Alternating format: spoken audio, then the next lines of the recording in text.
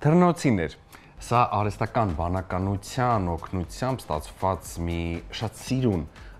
տեսահոլովակ էր ու մենք ապրում ենք 21-րդ դարում 2025 ընդհանրապես կարելի է համարել արհեստական բանականության տարի, որովհետև այսպես մխրճվեց մեր կյանք ու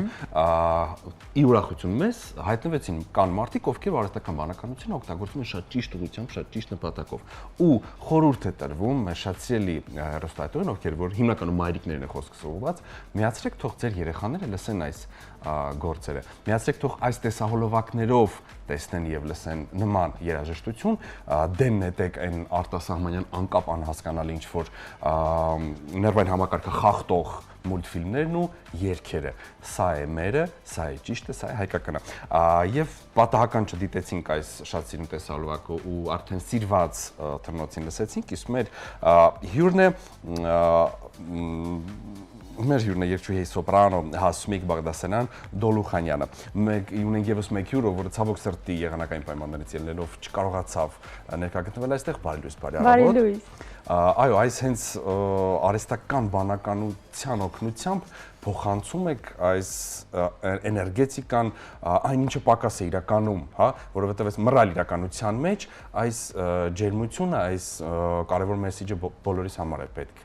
Ճիշտ է, Սուսաննան այստեղ չէ, մեսեջ չէ այսօր, ֆիզիկապես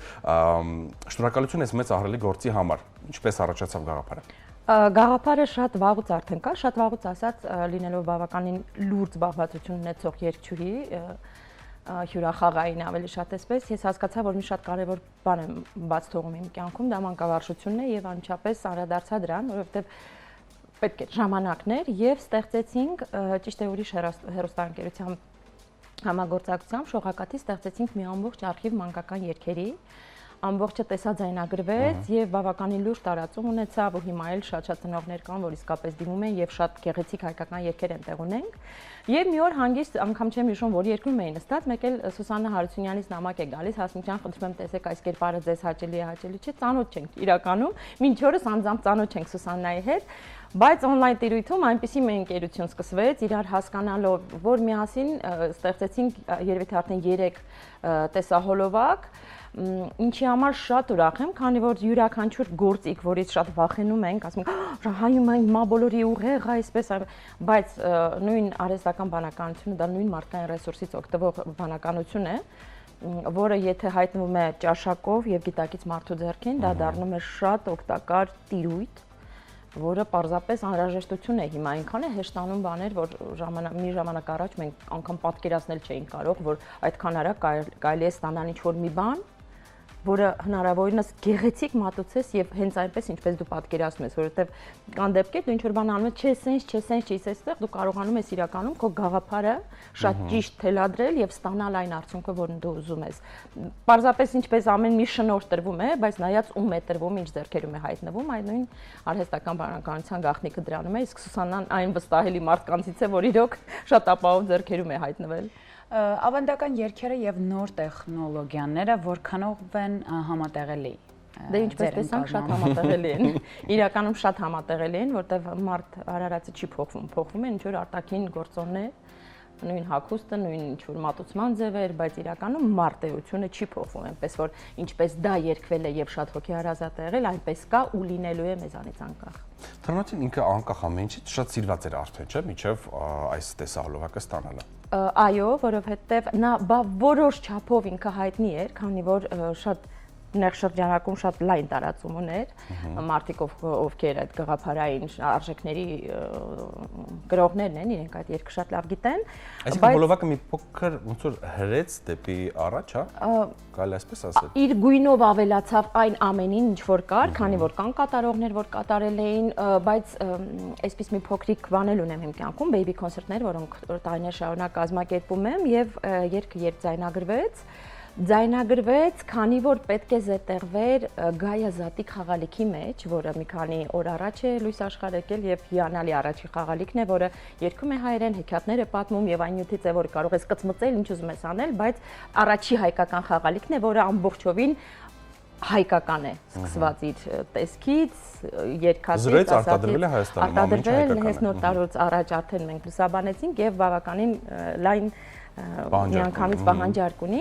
Այդ խաղալիքի համար թռնոցին ձայնագրվեց։ Baby կոնցերտների ժամանակ գալիս է ընկերուհիս, որը գեղեցիկ վիդեոներ է սիրում անել եւ արեց մի վիդեո, որը երևի 1 օրվա մեջ մոտ 500,000 դիտում հավաքեց, մեր համար շատ անսպասելի, բայց շատ սիրվեց։ Եվ այդպես տարածումը սկսվեց, եկավ, հասավ այս արդեն AI-ի հանգույցին Սուսաննայի շնորհիվ եւ հուսով եմ սա ավելի որտեվ տարբեր վիդեոներ են ուղարկում, որ բալիկները դրա տակ ապարում են, չգիտեմ, ինձ համար շատ կարեւոր փուլ է այս ամենը, որ կատարվում է։ Այո, մեր հարցազրույցի սկզբում դուք նշեցիք, որ շատ կարեւոր բացակայություն եք մտել Հայաստանից դուրս եք եղել ու շատ կարեւոր մեծ գործով եք եղել արտերկրում։ Ավելի մանրամասն խնդրեմ, ինչ այցելություններ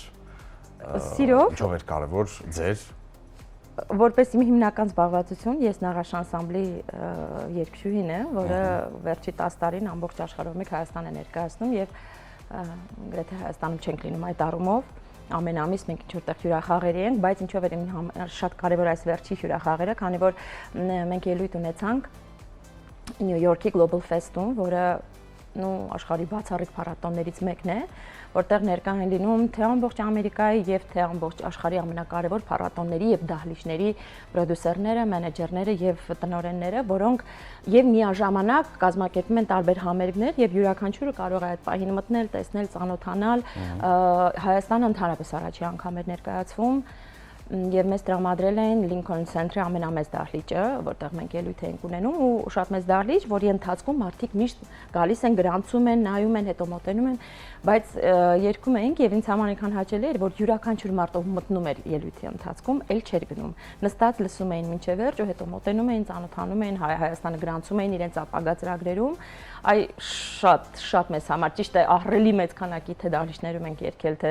նույն Նյու Յորքի Քարնեգի հոլում, Վաշինգտոնի լավագույն դահլիճներում եւ ամբողջ աշխարհում գրեթե 40-ից ավել երկրներ են, պատկերացրեք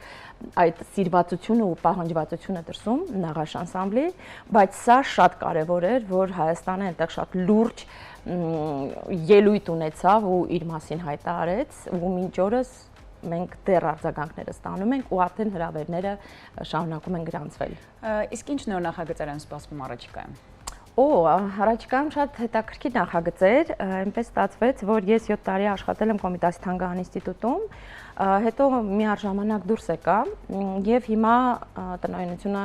նոր տնօրենը ինձ հետ հրավիրեց եւ սկսում եմ այն բոլոր նախագծերը, որոնք ծնունդ են առել Թանգարանում, վերականգնել այնտեղ եւ նոր գաղափարներ արդեն սկսել կյանքի կոչել եւ մեծագույն երազանքս միշտ եղել է Կոմիտասի Գուսան երգչախումբը, որ նա ունեցել է, որ Կոմիտասի Թանգարան ինստիտուտը պարտադիր ունենա իր նման երգչախումբը հենց Կոմիտասի հետքերով եւ հունվարի 31-ին ժամը 2:30 ունենք բաց դաս Կոմիտասի Թանգարանում, որտեղ կծանոթանանք այն մարդկանց հետ, ովքեր պարզապես ուզում են երգել անկախ մասնագիտությունից, երգել իմանալ, չիմանալուց, բայց մարդիկ, որտեղ Կոմիտասը չէր հավաքում երաժիշտներ հատուկ, մարդիկ, որոնք ուզում էին երգել։ Եվ այդ գաղափարը շատ եմ ուզում, որ կյանքի կոչվի, որտեղ բավականին գրանցումներ ունենք եւ հունվարի 31-ին 2:30 կլինի այդ բաց դասը ծանոթությունը, որտեղ մենք միասին կհասկանանք ինչ ենք անելու եւ կսկսենք մեր երգեցիկ ընթացքը, որը կտևի 6 ամիս եւ պարտադիր վերջում հենց Թանգարանում գեղեցիկ համերգով, որը շարունակական կլինի, բայց իբրև առաջին համերգ շատ եմ սպասում, այդ դեռ չսկսած, բայց սպասում եմ այդ օրը որ գա, որ համերգը տանք, տեսնենք ինչ։ Այդ համերգին յուրաքանչյուրը կարող է մասնակցել։ Յուրաքանչյուր, անկախ մասնագիտական, անկախ տարիքից, պարզապես հավաքվել Կոմիտասի շուրջ։ Այ անկախ տարիքից ասացիք, ես կուզենայի փոքրիկներին անդրադառնանք երկաթեղի, որոնց հետ դուք շատ յուրահատուկ կերպ նշեցի հարցազրույցից առաջ, որ լեզու եք գտնում ու ինչու՞մ է գաղտնիքը, հա, ի վերջո երբ բազմիցս ասում այնինչ տալիս է արևը ծաղիկներին, երաժշտությունը տալիս է մարդկանց։ Ու ես վստահ եմ, որ երաժշտությունը ձեր օգնությամբ այս փոքրիկների մեջ բացահայտում է, բացում է իրենց այն փոքրիկ փակված աշխարհը, որի բանալին ցավոք սրտի ամեն մեկը չի կարող ունենալ։ Փոքրիկների հետ աշխատանքս բավականին էլի վաղուց է սկսվել, նույն Կոմիտասի Թանգարանում, երբ ես սկսեցի Baby կոնցերտները, հետո ժամանակավոր տեղափոխվեցինք Loft, հիմա հավանաբար էլի կգնա Կոմիտասի Թանգարան, շատ փոքրիկների հետ աշխատանքը սկսեց այդպես ամիսը մեկ անգամ Baby կոնցերտներով։ Հետո ծանոթացա երկաթեղի տնօրենի հետ Տիգրան Հովհաննիսյանին, որը ահռելի մեծ աշխատանք է արել հենց այդ մանկավարժական ուղղությամբ եւ նա հրավիրեց, որովհետեւ հոգեպես այս շատ կապված էին, քանի որ երկաթեղի որոշակի sense ոգեշնչող մարդկանցից մեկը էլի ես եմ եղել եւ մեծագույն սիրով համաձայնեցի այնտեղ միանալ իր կազմին եւ աշխատել եւ շատ եմ սիրում շատ փոքրերի հետ աշխատել։ Դա 0-ից սկսած բեյբիների ժամանակ, իսկ բուն արդեն որպես մանկավարժություն 3 տարեկանից ու պլյուս ավելի գալիս են մարդիկ, որոնք թաքուն փորձում են ինչ-որ մեթոդաբանություն գրանցել։ Ես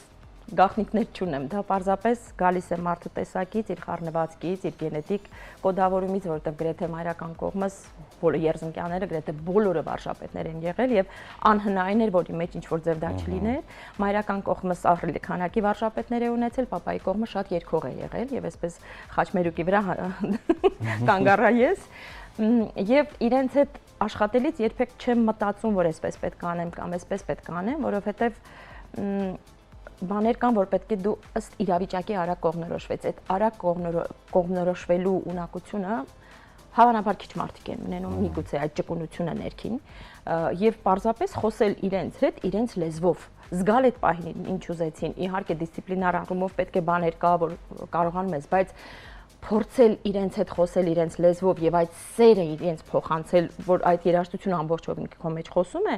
իրենք չեն կարող չարձագանքել, որովհետեւ դու խոսում ես իրենց լեզվով, իրենք հասկանում են։ Եվ յուրաքանչյուր երեխա, որը փոքրուց սկսում է լսել այն երաժշտությունը, որը չեմ ուզում ասել ճիշտ կամ սխալ, բայց երաժշտություն, որը ունի իր լուրջ տրամաբանությունը եւ կոնկրետ ազդեցությունը ուղեղի վրա։ Երեխա, որը զբաղվում է լավ երաժշտությամբ փոքրուց, տարիներ հետո անմիջապես իր ինտելեկտուալ տեսակի վրա, իր տեսակի վրա անմիջապես զգացվում է եւ միշտ տարբերությունն է լինում այն երեխաների մեջ, ովքեր զբաղվում են երաժշտությամբ, լավ երաժշտությամբ, մտածված երաժշտությամբ եւ երեխաները, որոնք չեն եղել երաժշտության մեջ, ինչպես որպես ժամանցային անցել է իր կողքով, որովհետև ունենք շատ լուրջ խնդիր, խառնել ենք դաստիարակչական եւ ժամանցային երաժշտությունը։ Իրենք իրավունք չունեն խաչվելու։ Ամեն բան ունի իր տեղը, դու չես կարող երեխա կրթել ժամանցային երաժշտությամբ։ Դա պարզապես վատագույն արդյունքն է, որը կարող ենք ունենալ տարիներ հետո։ Գիտեք ինչն է հետաքրքիր, ես մոտամ մեր հարուստատորներ շատերը հիմա այն մարդիկ են, մայրիկներն են, միգուցե ովքեր ունեն փոքրիկներ, կարող ենք 1-2 գործ նշել ձեր կողմից, որը